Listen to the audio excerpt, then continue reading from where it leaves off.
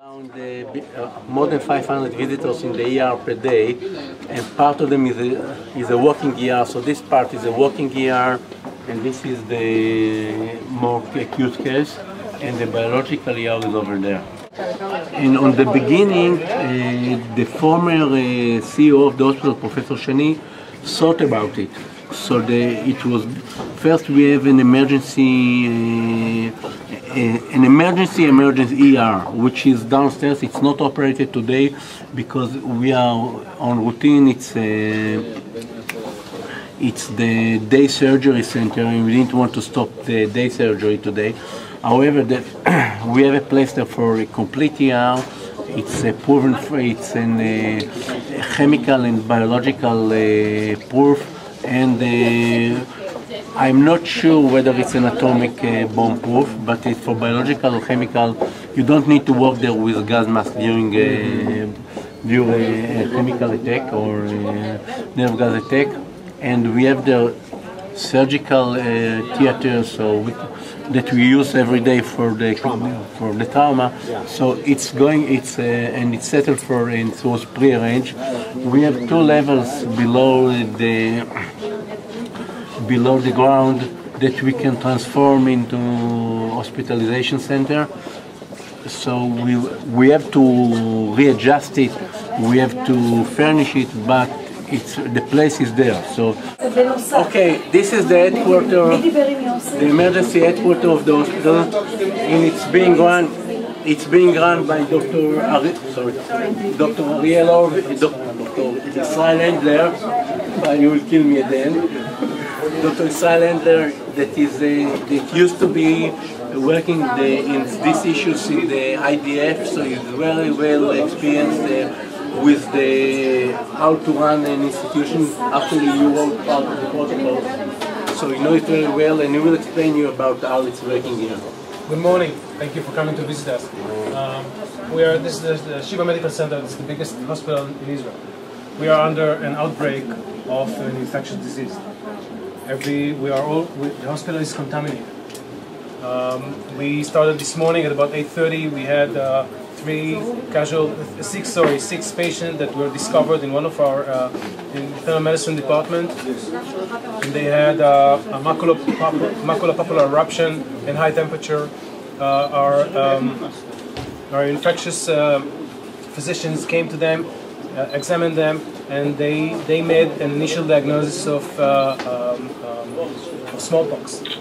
Smallpox is a disease that we don't have anymore in the world. So this is an outbreak, and the minute you make a diagnosis, it can be a world outbreak. The first thing we did is, okay, there was an assumption this might be smallpox. We wrote down what we called a case definition, which included fever and maculopapular eruption, and this was sent to all the physicians and the nurses in the hospital via email. We also called the head of the departments, physician's head of the departments, and we also made we summoned a meeting with all the key personnel in the hospital. We told all the ERs that every patient that comes in with those symptoms should be contained in what we call an emergency biological triage.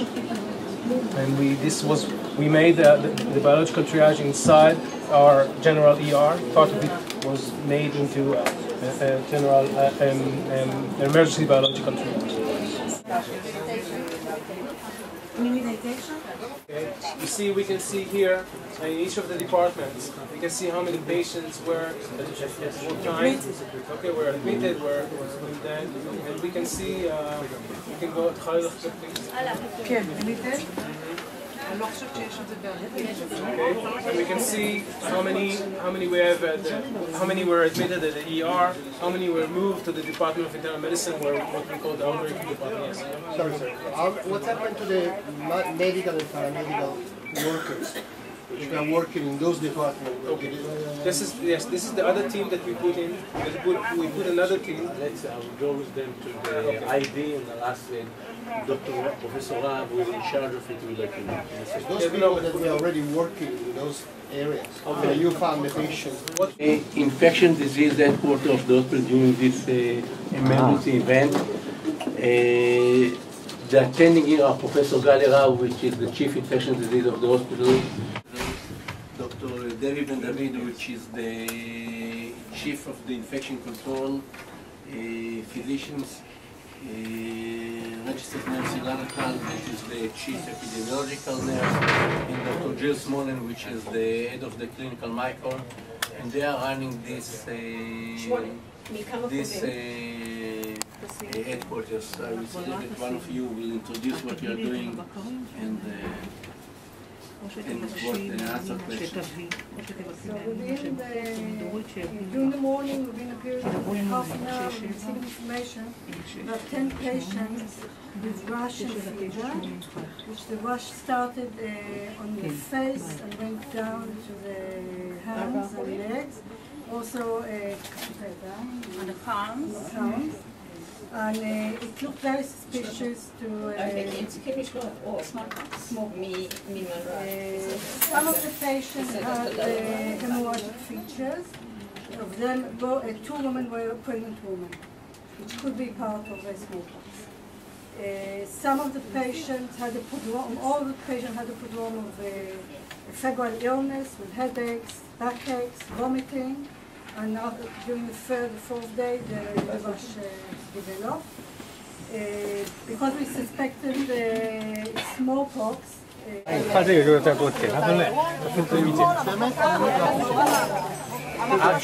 the triage is being done by Dr. Mayan, who is responsible, and every patient is going from here. He is going to be registered there, and the triage is being done at the entrance to the department, and Dr. Marian will explain you exactly because he knows it by far better than me. Okay, it seems that there is a combined infection. One is pustular infection without fever and headaches, with ulcers with oral afta, and the other one is hemorrhagic, with bleeding, nose bleeding, mucosal bleeding, vaginal bleeding, rectal bleeding.走，随便行，没问题。绿色的是 doctor， 绿色的是医生，黄色的可能是护士。看这儿，在这里看一下。